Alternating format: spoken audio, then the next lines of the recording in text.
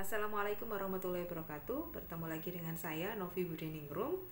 Kali ini kita akan membahas tentang konsep dasar kegawat daruratan maternal dan neonatal. Ya, di dalam pelayanan kebidanan yang kita lakukan sehari-hari, pasti ada pelayanan yang bersifat fisiologis dan ada yang bersifat patologis. Nah, di sisi patologis kita akan menangani suatu yang dinamakan kegawat daruratan.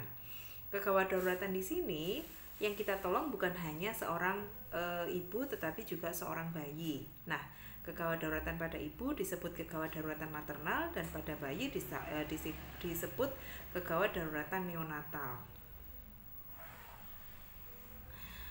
Kegawat daruratan dapat didefinisikan sebagai situasi serius dan kadangkala berbahaya yang terjadi secara tiba-tiba serta tidak terduga dan membutuhkan tindakan segera guna menyelamatkan jiwa dan nyawa. Yang kita tolong bukan hanya ibu tetapi juga bayinya. Maka dari itu pada situasi yang disebut kegawat daruratan, maka kita sebagai bidan harus bisa mendeteksi dini. Bagaimana cara mendeteksi dini? Contohnya pada ibu, di saat kehamilannya kita punya skor Puji Rohyati atau KSPR ya, kartu skor Puji Rohyati. Jadi di situ kita tahu bahwa kemungkinan adanya kegawat daruratan itu bisa kita deteksi lebih awal ya. Kemudian pada bayi kalau pada saat kehamilan apabila tidak ada USG kita bisa mendeteksi dari kondisi janin dari DJJ ya. Detak jantung janin ini bisa mewakili adanya kegawat daruratan ya. Adanya fetal distress ya, yang lebih dari 160 kali per menit DJJ-nya atau kurang dari 120 kali per menit. Itu merupakan suatu deteksi dini adanya kegawat daruratan. Salah satu ya, cara deteksi dini. Yang disebut pasien gawat darurat adalah pasien yang tiba-tiba dalam keadaan gawat atau akan menjadi gawat dan terancam nyawanya dan atau anggota badannya akan menjadi cacat bila tidak mendapatkan pertolongan secepatnya. Biasanya dilambangkan dengan label merah ya. Contohnya seperti akut miokard infark, yaitu biasanya pasien dengan AMI atau IMA biasanya ya, infark miokard akut ya, diberikan gelang merah atau tanda merah di status pasien ya dan lain sebagainya. Kasus gawat darurat obstetri yang dinamakan kasus gawat darurat obstetri adalah kasus obstetri. Ingat ya, ada obstetri, ada ginekologi. Kalau obstetri ini dia akan berhubungan dengan kehamilan, persalinan, nifas ya. Kalau yang ginekologi, nah ginekologi ini sudah mengarah ke hal-hal yang keganasan. Apabila pada kasus gawat darurat obstetri, apabila tidak ditangani dengan segera, maka bisa berakibat meningkatkan adanya kematian ibu dan kematian janin ya. Kasus ini menjadi penyebab utama kematian ibu, janin, dan bayi baru lahir. Kemudian ada kasus gawat darurat neonatus, adalah kasus bayi baru lahir yang apabila tidak segera ditangani akan berakibat pada kematian bayi ya. Kegawat daruratan neonatal merupakan situasi yang membutuhkan evaluasi dan manajemen yang tepat pada bayi baru lahir yang sakit kritis atau usianya kurang dari 28 hari ya, masih dinamakan bayi baru lahir. Membutuhkan pengetahuan dalam mengenali perubahan psikologis dan kondisi patologis yang mengancam jiwa yang bisa saja timbul sewaktu-waktu. Itu kalau kegawat daruratan neonatal. Kalau kegawat daruratan maternal, contohnya seperti pendarahan yang mengancam nyawa selama kehamilan dan dekat cukup bulan, meliputi pendarahan yang terjadi pada minggu awal kehamilan ya. Minggu awal kehamilan atau trimester awal pada kehamilan, pendarahan ini disebut dengan abortus. Kemudian apabila dia terjadi pada kehamilan yang lanjut maka disebut APB atau antepartum bleeding ya. Kemudian pada persalinan disebut HPP atau hemorrhagic postpartum ya, dan juga postpartum ya. HPP dibagi menjadi dua, ada yang primer, ada yang sekunder. Kemudian adanya hematoma. Hematoma ini merupakan suatu pendarahan ya yang terjadi di bawah kulit sehingga akan terjadi bendungan ya yang menyebabkan rasa nyeri, kemudian bisa terjadi infeksi ya, dan koagulopati obstetrik ya, kelainan pada pembekuan darah. Tanda dan gejala kegawat daruratan. Yang pertama adalah sianosis. Ya, sianosis ini merupakan awal dari tanda adanya kegawat daruratan. Sianosis adalah warna kebiru-biruan pada kulit dan selaput lendir yang terjadi akibat peningkatan jumlah absolut Hb reduksi. Hb reduksi ini merupakan Hb yang tidak berkaitan dengan O2. Kemudian terjadi apnu, ya, terjadi apnu, ya. Menurut American Academy of Sleep Medicine, ya, penentuan period apnu dikategorikan berdasarkan hasil indeks rata-rata jumlah henti nafas dalam 1 jam atau apnu hypopnea index, ya, atau biasa disebut AHI. Apabila dia ringan, maka jumlah henti nafasnya adalah 5-15 kali per jam. Apabila sedang, ya 15-30 kali per jam, dan apabila berat itu sudah lebih dari 30 kali per jam, ya. Saya pernah menangani pasien bayi yang nafasnya hanya satu-satu. Jadi nafas, kemudian berhenti, kemudian beberapa detik kemudian baru nafas lagi, ya. Nah, itu merupakan suatu kondisi apnu. Adanya kejang umum dengan gejala gerakan wajah dan ekstremitas yang teratur dan berulang-ulang.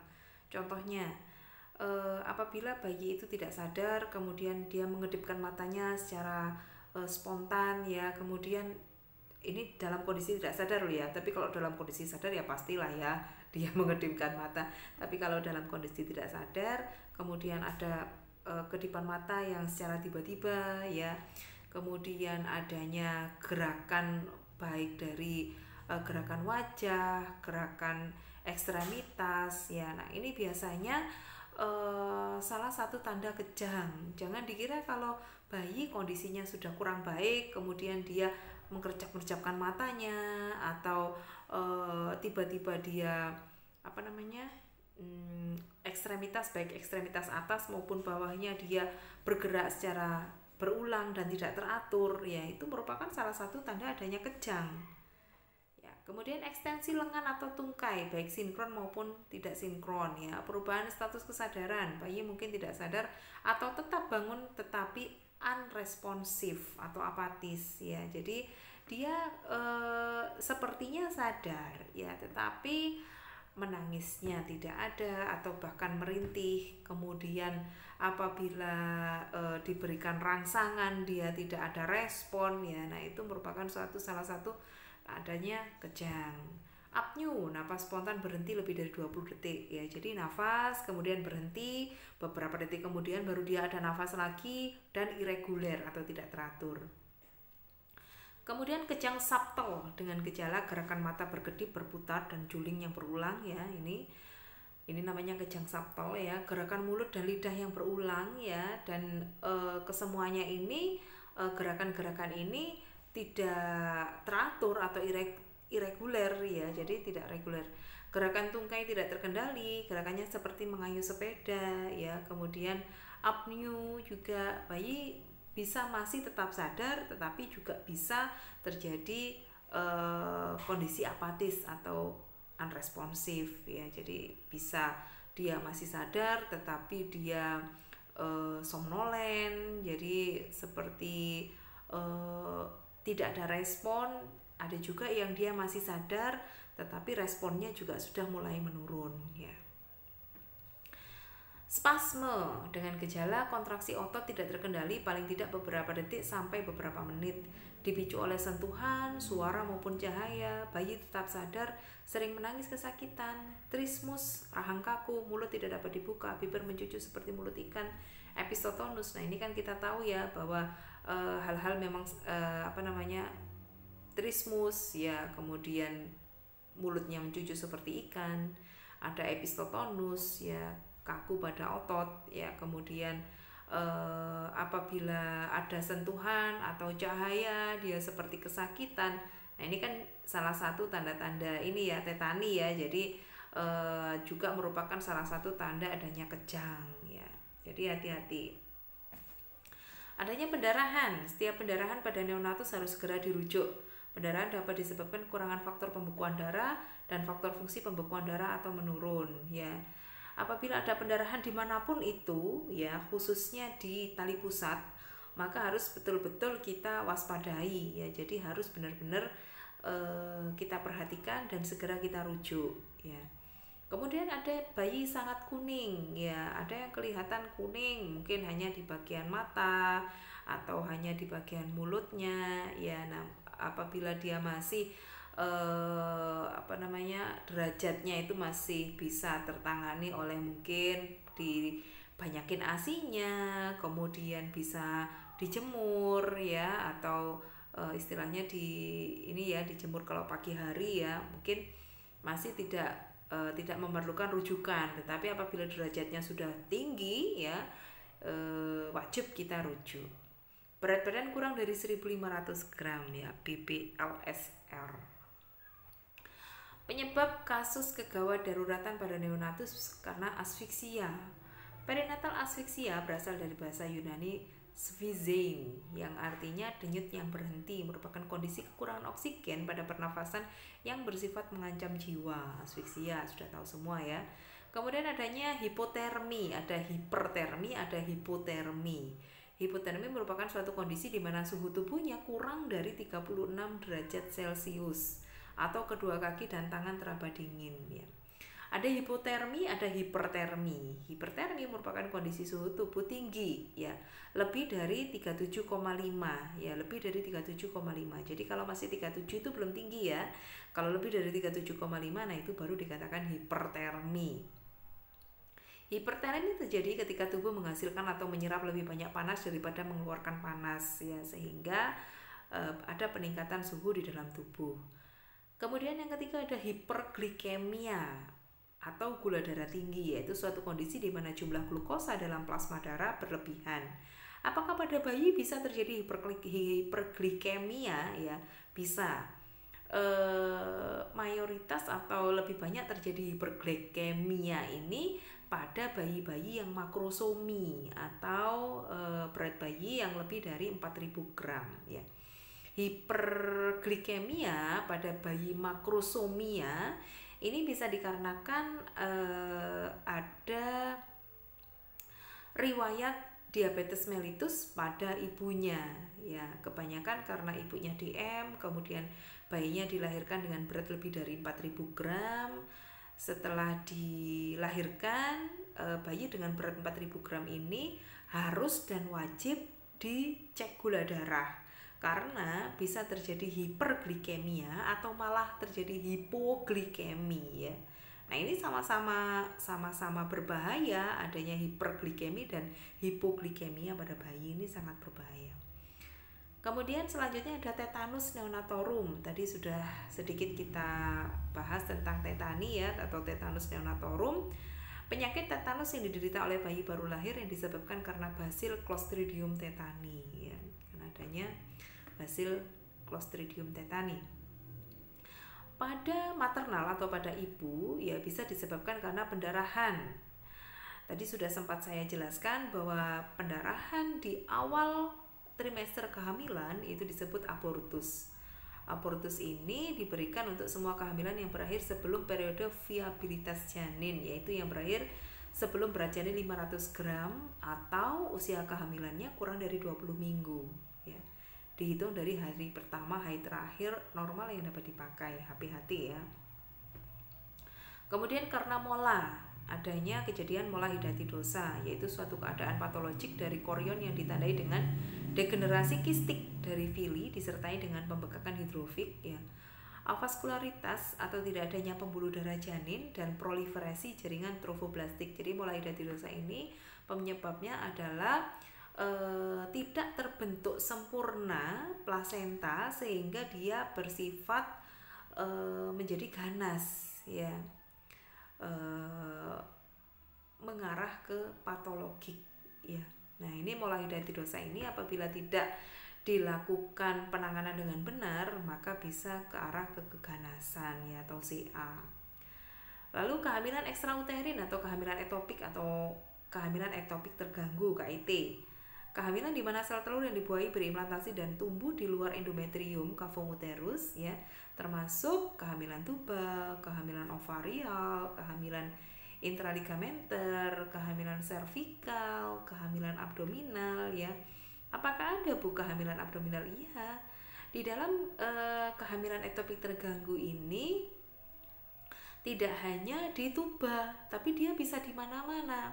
Bisa di tuba, bisa di ovarium, bisa juga saat pertemuan antara sel telur dengan sel sperma ini terjadi di luar uterus, luar tuba, maka dia akan melakukan implantasi di abdominal. Nah, ini yang berbahaya ya. Apabila dia sudah pecah ya, kantong kehamilannya pecah, kemudian istilahnya mengotori daerah abdominal, maka dia harus dilakukan pembersihan di area-area abdominal. Nah, harus terjadi operasi besar ya. Kemudian plasenta previa. Plasenta previa ini tertanamnya bagian plasenta dalam segmen bawah uterus. Ada yang menutupi dan ada yang hanya sebagian, atau malah ada yang hanya di pinggir cervix ya, atau porsio ya. Jadi berbeda-beda. Kemudian ada solusio plasenta atau yang biasa disebut abrupsio plasenta ya. Jadi benar-benar harus tahu ya, oh ternyata abrupsio plasenta ini sama dengan solusio plasenta ya. Solusio plasenta ini adalah lepasnya sebagian atau seluruh jaringan plasenta yang berimplantasi normal pada kehamilan di atas 22 minggu dan sebelum bayi lahir. Harap dibedakan antara plasenta previa dengan solusio plasenta, dan harus hafal di luar kepala ya, paling enggak ya, karena sudah di 4 harus hafal di luar kepala apa sih tanda-tandanya plasenta previa, apa sih tanda-tandanya solusio plasenta ya. Kalau plasenta previa tidak ada nyeri, tapi keluar darahnya berwarna merah segar. Tetapi kalau solusio plasenta dia ada nyeri, bahkan sampai DJJ-nya tidak terdengar ya, gerakan janin pun juga sulit untuk diraba ya, bahkan tidak ada gerakan janin. Kemudian darah yang keluar berwarna merah kehitaman karena dia terbendung dulu darahnya ya. Kemudian ada retensio plasenta atau plasenta incomplete ya, plasenta yang tidak terlepas setelah 30 menit bayi lahir. Ya, sudah tahu ya kalau retensio plasenta. Kemudian ada ruptur uteri, robekan pada uterus ya, dapat meluas ke seluruh dinding uterus dan isi uterus tumpah ke seluruh rongga abdomen. Nah, ini yang dikhawatirkan adalah apabila terjadi robekan pada uterus, kemudian isi dari uterusnya itu ke abdomen, nah ini akan fatal akibatnya ya. Tuh. Apakah ruptur uterus ini bisa diperbaiki? Ya, jadi kalau terjadi ruptur uterus ya harus histerektomi ya. Kecuali kalau memang masih bisa dieting, istilahnya bisa diketahui, kemudian ada tindakan secepatnya ya, nah mungkin masih bisa diselamatkan. Kemudian shock sepsis, shock karena adanya infeksi ya, lalu bereklamsi ya, dan ada persalinan macet. Penilaian kondisi klien dengan kegawat daruratan maternal dan neonatal. Yang pertama adalah penilaian awal ya. Penilaian awal ini terutama bagaimana kita mendeteksi secara dini ya akan terjadinya kelainan-kelainan atau komplikasi ataupun kegawat daruratan baik maternal maupun neonatal. Nah, kemudian jangan sampai terlambat untuk merujuk. Penilaian awal ini adalah langkah pertama untuk menentukan dengan cepat kasus obstetri yang dicurigai dalam keadaan gawat darurat dan membutuhkan pertolongan segera ya, dengan mengidentifikasi penyulit atau komplikasi. Dan penilaian awal ini anamnesa lengkap belum dilakukan. Jadi saat kita melakukan penilaian awal jangan dahulukan anamnesa ya. Ini yang kadang membuat kita itu gregetan ya. Jadi kalau seandainya sudah kelihatan pasien yang kesakitan, pasien ada pendarahan ya, itu nanti sambil kita menolong pasien, sambil kita pasang infus, sambil kita pasang oksigen, sambil kita, kalau untung-untung ada asisten ya, kalau memang tidak ada asisten, tangani dulu pasiennya ya. Lakukan penilaian awal ya. Kalau memang kita bisa langsung mendiagnosa ya, kita tahu oh ini ternyata terjadi plasenta previa, oh ini ternyata terjadi solusio plasenta. Nah, dengan seperti itu kita sambil bekerja sambil menganamnesa. Ibu ini anak keberapa, Bu? Bagaimana kejadiannya tadi? Apa yang Ibu rasakan sekarang? Atau kalau memang ada suaminya, bagaimana Bapak? Ini bagaimana kejadiannya? Darah yang keluar tadi di rumah berwarna apa? Sejak kapan Ibu mengalami pendarahan dan lain sebagainya ya. Jadi sambil kita menganamnesa, lakukan penilaian awal. Jangan anamnesa dulu, ibu namanya siapa, alamatnya di mana, umurnya berapa. Nah, itu nanti ya. Jadi kita lakukan penilaian awal dulu. Kemudian fokus utama penilaian adalah apakah pasien mengalami shock hipovolemik. Kalau pasien sudah terjadi pendarahan, hati-hati kalau terjadi shock hipovolemik ya. Bagaimana cara melihatnya? Satu, pasti pucat, hipovolemik ya. Jadi kekurangan oksigen, pucat pasti, kemudian somnolen ya, jadi pasien seperti unresponsif lagi ya, jadi nggak ada respon apabila kita tanya, pasiennya mengantuk ya, kemudian apabila kita tanya namanya siapa, ibu tidak ada respon. Nah, itu hati-hati kalau pasien pendarahan, HPP atau APB pun hati-hati ada shock hipovolemik. Kemudian apabila memang pasien itu sudah ada tindakan ya, sudah ada tindakan, dirujuk dengan sudah ada tindakan, hati-hati ada shock septik ya, shock septik ya. Shock septik ini banyak disebabkan oleh adanya pertolongan awal yang kurang hygiene-nya ya. Kemudian shock jenis lain seperti shock kardiogenik, shock neurologik dan sebagainya. Ibu kesakitan sekali pada saat terjadi KET dan KET-nya sudah pecah ya. Nah, ini bisa-bisa terjadi neurologik. Shock neurologik ini karena ibunya sudah kesakitan sekali ya, menahan sakit sehingga terjadi shock ya. Kemudian periksa pandang, menilai kesadaran penderita. Pingsan, koma, kejang-kejang, gelisah tanpa kesakitan, itu menilai kesadaran ya. Menilai wajah penderita, pucat, kemerahan, banyak keringat ya. Menilai pernafasan, bagaimana hitung pernafasannya, apakah cepat, apakah ada sesak nafas ya, apakah malah tidak teraba sama sekali ya. Nah, itu sudah termasuk yang kritis. Menilai pendarahan dari kemaluan, berwarna apa, seberapa ya. Periksa raba, kulit dingin, demam, nadi, kaki dan tungkai, tanda vital ya, tekanan darah, nadi, suhu, pernafasan.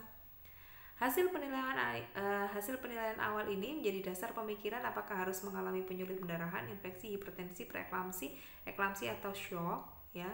Harus dilengkapi dan diperkuat dengan melakukan pemeriksaan klinik lengkap. Tetapi sebelum pemeriksaan klinik lengkap tersebut selesai dilakukan, langkah-langkah yang lainnya, misalnya apabila ditemukan kondisi shock, berarti apa penanganan pertama pada shock ya? Pasang infus, pasang oksigen ya. Kemudian apabila terjadi pendarahan yang banyak, siapkan donor ya. Nah, ini benar-benar pemikiran-pemikiran yang harus ada saat kita melakukan penilaian ya. Jangan dilakukan penilaian kemudian kita tidak berpikir apa yang akan kita lakukan selanjutnya, yaitu walaupun dalam kondisi kita ini panik, walaupun dalam kondisi kita ini belum pernah dalam menangani suatu kasus, tetapi tetap antara teori dengan praktek harus seimbang ya. Teori kita tahu bahwa ini terjadi plasenta previa, prakteknya nanti kita VT ya. Ingat ya, kalau kelihatan ibunya APB, antepartum bleeding, darah yang keluar merah segar, ibunya tidak merasakan sakit ya, tidak pernah USG, jadi tidak tahu di mana letak plasentanya. Jangan sekali-sekali kita lakukan VT. Kenapa? Kalau kita lakukan VT akan memperparah adanya pendarahannya ya. Tuh. Kemudian apabila fasilitas medis di tempat kasus diterima terbatas untuk menyelesaikan kasus dengan tindakan klinik yang adekuat, maka harus dirujuk ke fasilitas lain yang lebih lengkap. Kita sudah harus bisa menentukan fasilitas mana yang akan kita buat rujukan. Jangan kita merujuk 2 kali. Kalau memang kita mempunyai perjanjian atau MOU dengan satu rumah sakit yang masih tipe C, Tapi pasien yang akan kita rujuk ini harusnya kita rujuk ke rumah sakit yang tipe B. Ya berarti kita harus langsung rujuk ke rumah sakit tipe B. Jangan rujuk ke tipe C dulu, kemudian jalan-jalan baru ke tipe B. Nah, itu suatu hal yang akan merugikan si pasien ya. Tuh. Sesuai SK Menteri Kesehatan nomor 23 tahun 1972 ya, sistem rujukan adalah suatu sistem penyelenggaraan pelayanan yang melaksanakan pelimpahan tanggung jawab timbal balik terhadap suatu kasus penyakit ya, baik itu vertikal maupun horizontal ya. Sistem rujukan kegawat daruratan maternal dan neonatal mengacu pada prinsip utama kecepatan dan ketepatan tindakan, efisien, efektif, dan sesuai kemampuan dan kewenangan fasilitas pelayanan. Ya, jadi seperti yang saya bilang tadi, apabila kita menggunakan sistem rujukan dalam kegawat daruratan maternal dan neonatal, maka kita sudah harus tahu arah rujukannya kita ini akan kemana. Seandainya ada bayi yang memerlukan inkubator, katakan ya, ada bayi prematur yang memerlukan inkubator, maka kita jangan merujuknya ke puskesmas. Kalau kita merujuk ke puskesmas dengan puskesmas ini tidak mempunyai inkubator, maka nanti tidak akan istilahnya tidak akan sesuai sasaran rujukan kita ya. Ada puskesmas ponet dan ada puskesmas non ponet ya. Jadi kalau sekarang kebanyakan sudah ponet ya. Ponet ini seperti contohnya sudah 24 jam, sudah ada rawat inap, sudah ada dokter yang jaga 24 jam ya. Kemudian sudah lengkap, di situ sudah ada kamar bersalin, sudah ada laboratorium, sudah ada UGD-nya yang pasti ya, itu namanya rumah sakit ponet ya. Tapi saya rasa semua sekarang puskesmas ini sudah melayani ini ya, ponet ya, esensial dasar ya. Oke. Kemudian ada rumah sakit ponek ya. Ponek 24 jam memiliki kemampuan memberikan pelayanan ponek ya langsung terhadap ibu hamil, ibu bersalin, ibu nifas, bayi baru lahir ya, baik yang datang sendiri ataupun rujukan dari bidan desa, masyarakat, puskesmas ya, dan dari puskesmas ponet. Oke. Baik, itu saja dari saya. Silahkan dipahami lagi untuk sesi tanya jawab. Kita lanjutkan di pertemuan tatap muka selanjutnya. Terima kasih, semoga bermanfaat. Saya akhiri sekian. Wassalamualaikum warahmatullahi wabarakatuh.